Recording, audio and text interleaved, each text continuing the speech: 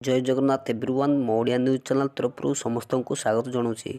आज हूँ 30 तारिख मंगलवार। आसतु आज सकाल टॉप न्यूज जाणीनेबा। न्यूज जाना पूर्व पाखुर सब्सक्राइब बटन सब्सक्राइब करूँ, ऑल नोटिफिकेशन को ऑन करूँ। प्रत्येक दिन आपण मानी नुआ नुआ न्यूज खबर नहीं आसबि। आज 31 पर्यंत बड़ वर्षा जनवरी 31 रु पुणी राज्य में वर्षा अनुमान कर वर्षा संभावना रही 3 दिन थरिब ओडिशा शीत सह कुहुड़ी नहीं पूर्वानुमान ओडिशा राज्य में शीत लहरी नहीं सतर्क कर पाणीपाग विभाग उत्तर मिल पाणीपाग विभाग आकलन कर वर्तमान राज्य उत्तर पश्चिम दिगरु ठंडा और शुक्ल वायु प्रवेश करुथिबारु अद्भुत जना पड़ी। एने आसंता 24 घंटा 24 घंटा 10 जिला को अलर्ट जारी कर जिला गुड़िक है झारसुगुड़ा, केन्दुझर, देवगढ़, अनुगुल, कोरापुट, नवरंगपुर, कलाहांडी, कंधमाल, सोनपुर और बलांगीर। यह जिले में प्रबल शीत सह कुहुड़ी देखाଯିबार संभावना रही। 31 तारिख पुणी थे ओडिशा रे वर्षा हेबार पाणीपाग सूचना अनुसार जनापड़ी। रातिर तापमात्रा वृद्धि पाइबा सहित कुहुड़ी संभावना रही। कृषक मानक एक खुशी खबर।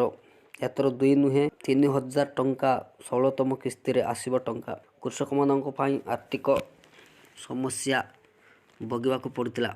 केंद्र सरकार द्वारा प्रधानमंत्री किसान योजना चली। यही अधीन में कृषक मानक वार्षिक 6000 टंका दि जाए। प्रति 4 मासरे किस्ती भाव में दि जाए जना 2000 लेखाएं टंका दि जाता। हेले एथर कृषकों को 71 के 3000 टंका पाइबे बोली केंद्र सरकार निष्पत्ति। आगामी बजेट फेब्रुआरी 1 रे आसीबो। यह व्यतीत एप्रिल मे मासरे लोकसभा निर्वाचन दृष्टि रखिथिबारु बजेट करिछि केंद्र सरकार। 71 के 3000 टंका कृषक मानक अकाउंट को कृषक मानक अकाउंट रे ट्रांसफर करा जिवो।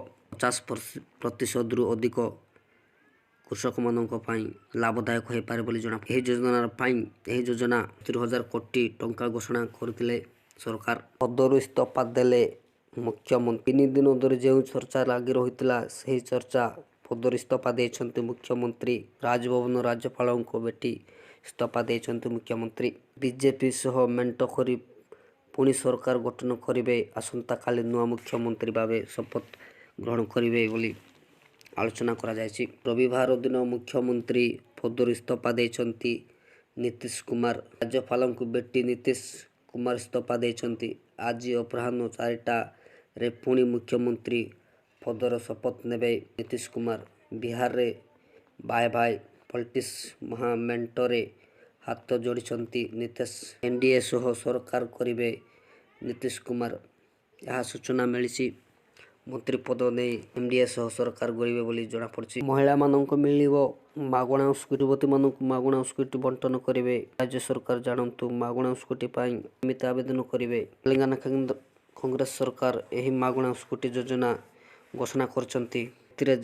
कहुची से युवती मानक मागणा स्कूटी देवे तेलंगाना राज्य सरकार। 18 वर्ष रु अधिक समस्त युवती यह योजना पाई योग्यता हो पारे बोली मुख्यमंत्री। तेलंगाना रे महिला मानक सशक्तिकरण वृद्धि पाई कांग्रेस सरकार यह योजना घोषणा करछंती। यह योजना माध्यम रे युवती माने मागणा स्कूटी पाइबे।